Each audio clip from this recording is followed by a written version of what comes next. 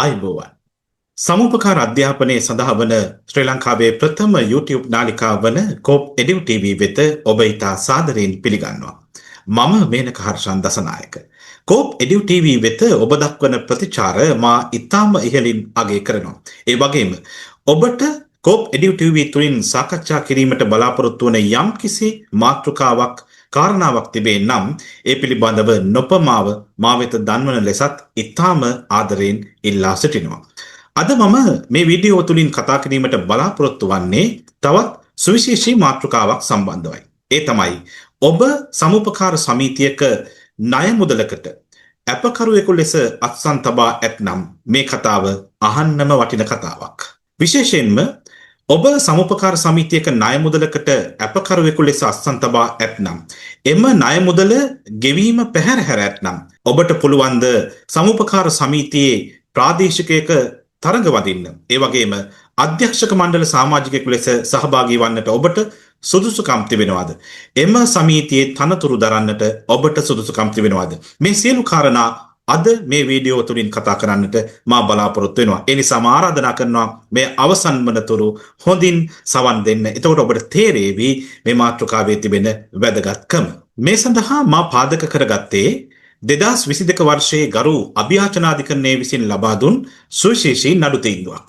ඒ තමයි Lionel markers Fernando එදිරිව බස්නාහිර පළාත් සම්පකාර සංවර්ධන කොමසාරිස් සහ රෙජිස්ට්‍රාර් සහ සීමා සහිත මීගමුව විවිධ සේවා සමුපකාර සමිතිය යන නඩු තීන්දුව.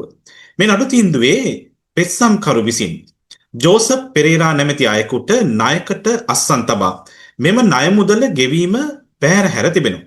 කෙසේ නමුත් මෙම ණය මුදල ගෙවා අවසන් කර තිබෙනවා. මෙන්න මේ පෙත්සම්කරු මීගමුව විවිධ සේවා සම්පකාර සමිතියේ ප්‍රාදේශිකයක් සඳහා තරඟ වදිනවා.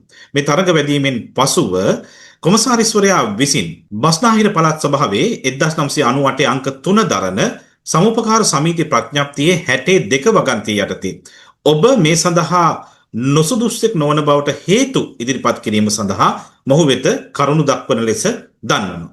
ඒ අනුව මොහු ණය මුදලක් සඳහා අපකරුවෙකු ලෙස අත්සන් තබා ඇති බැවින් එම ණය මුදල ගෙවීම පැහැර හැර ඇති බැවින් මොහු මේ සඳහා නොසුදුස්සෙකු බව මෙහිදී තීරණය වනවා. තමා අපේට අත්සන් කරන ලද ණයකරු විසින් මෙම ණය මුදල ගෙවා අවසන් කර ඇති බව තමන්ගේ නීතිඥයා මගින් දැන්නුවත් ඒ පිළිබඳ කිසිදු සැලකිල්ලක් නොදැක්වුව නිසා මේ සම්බන්ධයෙන් බස්නාහිර පළාත් සම්පකාර සංවර්ධන කොමසාරිස් සහ රෙජිස්ට්‍රාර්ට එරෙහිව ඔහුගේ තීරණයට එරෙහිව තහනම් රිට් ආඥාවක්, ඒ කියන්නේ ප්‍රොහිබිෂන් රිට් ආඥාවක් නිකුත් කරන ලෙස ඉල්ලමින් ගරු මහාධිකරණයේ නඩුවක් පැවරීමට මෙම පෙත්සම්කරු විසින් කටයුතු කරනවා.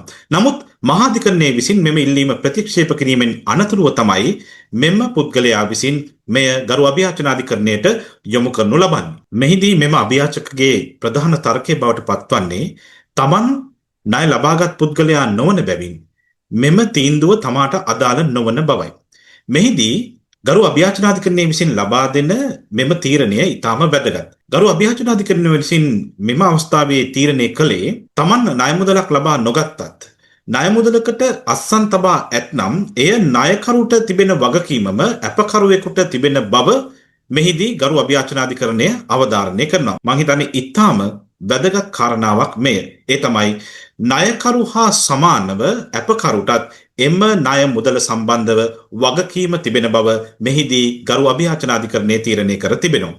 මෙහිදී ඉන්පසුව මෙම අභියාචක විසින් කොමසාරිස්වරයාගේ ලිපියට නිසි පිළිතුරක් ලබා නොදී කඩිමුඩියේ අධිකරණයට යාම නිසා අර ණයකරු ඒ වන විට ණය මුදල ගෙවා අවසන් කර තිබුණත් එය නිසි ආකාරයෙන් හරි විදිහට පැහැදිලි කිරීමට නොහැකි වී තිබෙනවා. ඒක නිසා කඩිමුඩියේ අධිකරණයට යාම නිසා මෙම අභියාචකට සිදු වී තිබෙනවා මෙම නඩුවේ තමන්ට අවාසිදායක තත්වයක් ඇති කර ගන්නට.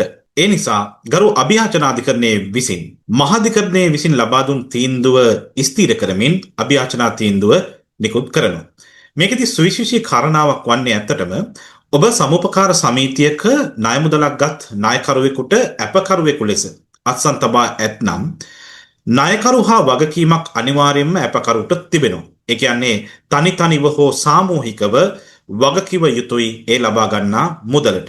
ඒ නිසා මේ වීඩියෝ තුලින් මම කියන්නේ ඔබ කවදාවත් ණයකට ඇපේට අස්සම් කරන්න එපා කියලා නෙවෙයි.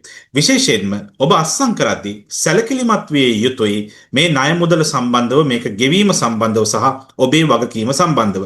මෙහි සුවිශේෂත්වය වන්නේ කාරක සභාවකට පත්වීමේ නුසුදුසුකම්. රීතිමාලාවේ හෝ ප්‍රඥප්තියක රීතිමාලාවේ සඳහන් වන පරිදි හෝ ප්‍රඥප්තියක සඳහන් වන පරිදි හෝ එහිදී අපකරුවෙකු වීම නුසුදුසුකමක් නොවන බවට එහි සඳහන් නොවුණා.